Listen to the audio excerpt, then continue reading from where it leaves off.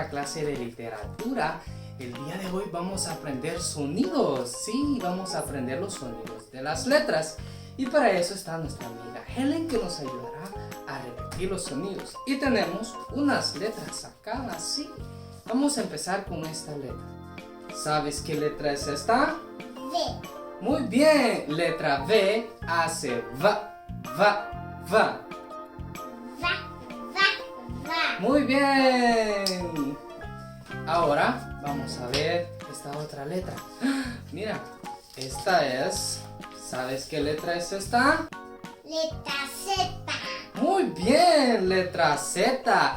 Letra Z hace z, z, z. Z, Z, Z. ¡Súper! Ahora vamos a ver la siguiente letra. Esta letra que tenemos acá. ¿Sabes qué letra es esta? Letra K. Muy bien, letra K hace k, k, k. K, K. Muy bien. Ahora vamos a ver esta otra letra. ¿Sabes qué letra es esta? Letra L. Muy bien, letra L hace l, l, l. L.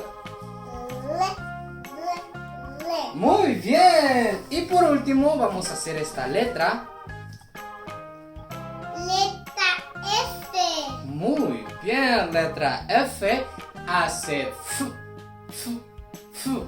Hace F, F. Muy bien, super M5, muy bien. Gracias amigos por repetir los sonidos con nosotros. Nos vemos la próxima clase.